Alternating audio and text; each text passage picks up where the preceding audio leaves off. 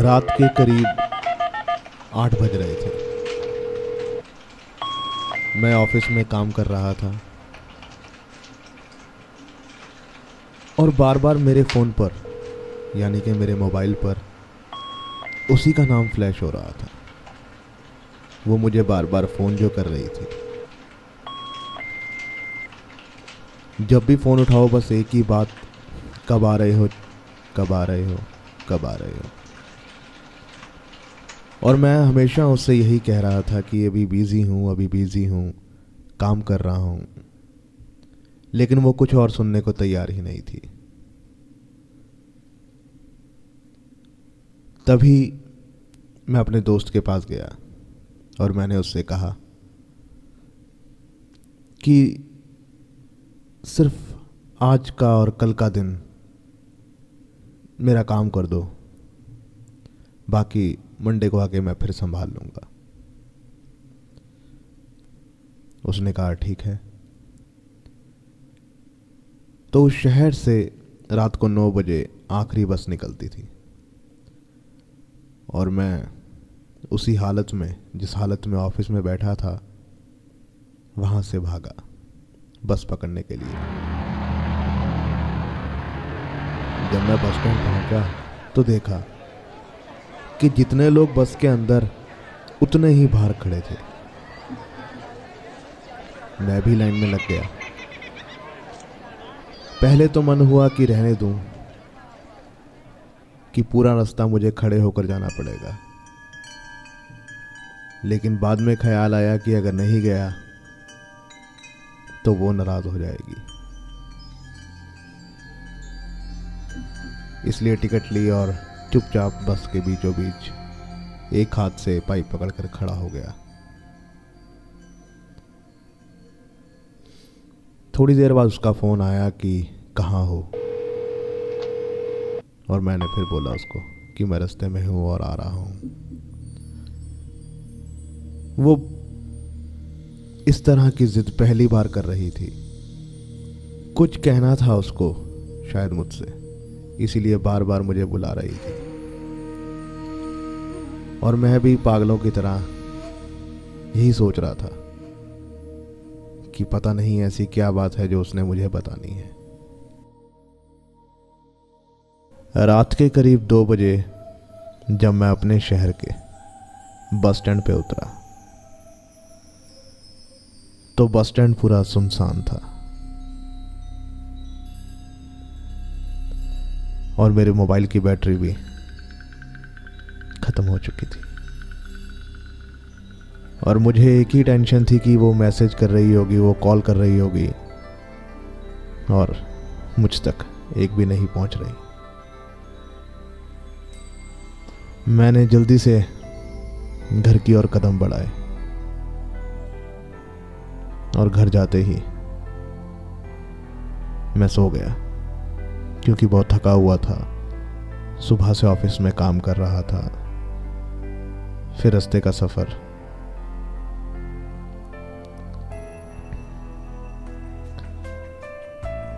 और मोबाइल को चार्जिंग पे लगाना भूल गया।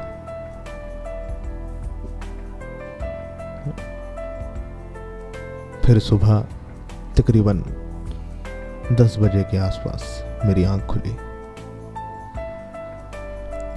क्योंकि रात को लेट सोया था, इसलिए आंख भी लेट खुली। और उठते ही एक ख्याल मन में आया कि मोबाइल की बैटरी तो खत्म है और मैंने चार्जिंग पे भी नहीं लगाया मोबाइल। उठा,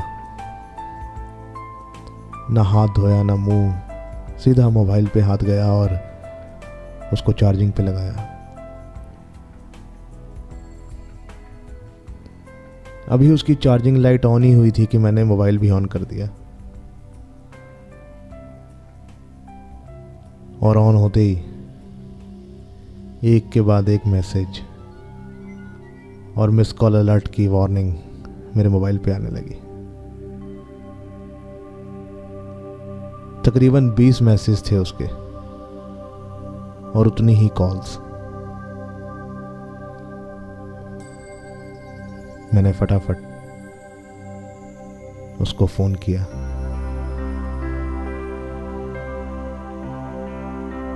एक भी घंटी पूरी नहीं बजी थी कि उसने फ़ोन उठा लिया और उठाते ही पूछा, कहाँ हो तुम? मोबाइल क्यों ऑफ था? तो मैं सिर्फ इतना ही कह पाया कि मैं चंडीगढ़ आ गया हूँ और वहीं मिलेंगे जहाँ हम अक्सर मिला करते थे। और मेरा मोबाइल फिर स्विच ऑफ हो गया। इस बार चार्जिंग पॉइंट से चार्जर हिल गया था। मैंने मोबाइल चार्जिंग पे लगाया और तैयार होने लग गया। जहाँ मुझे तैयार होने में 20 मिनट लगते थे, आज मैं 5 मिनट में तैयार हो गया। फटाफट बाइक उठाया और निकल पड़ा अपनी राह की ओर। बहुत सवाल थे दिल में, क्योंकि अक्सर वो ऐसी जिद किया नहीं करती थी कि अभी आओ, आ जाओ। आज पता नहीं क्यों ये 5 साल का प्यार ऐसा लग रहा था कि जैसे अभी अभी हुआ हो। मैं जैसे ही वहां पहुंचा तो देखा वो बाहर मेरा इंतजार कर रही थी। आज पता नहीं क्यों वो मुझे पहले से भी हसीन लग रही थी। अक्सर उसकी आंखों को देखकर मैं यही कहा करता था कि इन आंखों में डूब जाऊं। उसके हाथ में एक कप था जो वो मेरे लिए लाई थी। उसने कप आगे बढ़ाया देने के लिए, मगर वो कप मेरे हाथ से फिसल गया, जमीन पर गिरा और टुकड़े टुकड़े हो गए। उसकी आंखें भर आई। पता नहीं क्यों सिर्फ एक कप ही तो था। मैंने उसे चुप कराया कि कोई बात नहीं, और दे देना। मगर नहीं, तुम इन टुकड़ों को इकट्ठे करो और इनको अपने साथ लेके जाओ। और वही मैंने किया। सब एक एक टुकड़े उठाए और हम अंदर जाकर एक कोने में बैठ गए। मैंने पूछा, बोलो क्या बात है? अब तुम बोल नहीं रही हो। फोन पर तो बार बार बोल रही थी कि आओ आओ आओ। लंबी खामोशी के बाद वो बोली,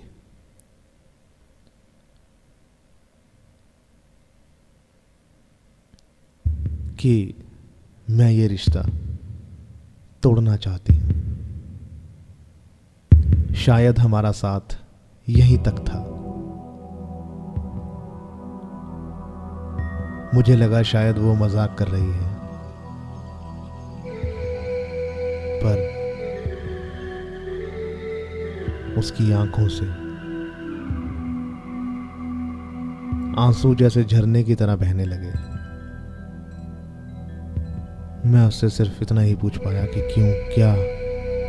बहुत सवाल आ रहे थे मन में कि क्यों, क्या हो गया ऐसा। पर उसने मुझसे कहा कि तुम कोई सवाल मत पूछना, मैं जवाब नहीं दे पाऊंगी। इतना ही कहना था मुझे, सो कह दिया। तुम चाहो या ना चाहो, पर आज के बाद ना हम मिलेंगे ना हम बात करेंगे। और वो उठकर वहां से जाने लगी। फिर वही पुरानी आदत, एकदम पीछे मुड़ी और बोली, आखिरी बार गले नहीं लगाओगे? मैं उठा और उसे गले लगा लिया और दोनों यूं रोने लगे जैसे किसी जुए में हम दोनों सब कुछ हार चुके होते हैं। और मैं वहाँ से चला गया और वो भी चली गई।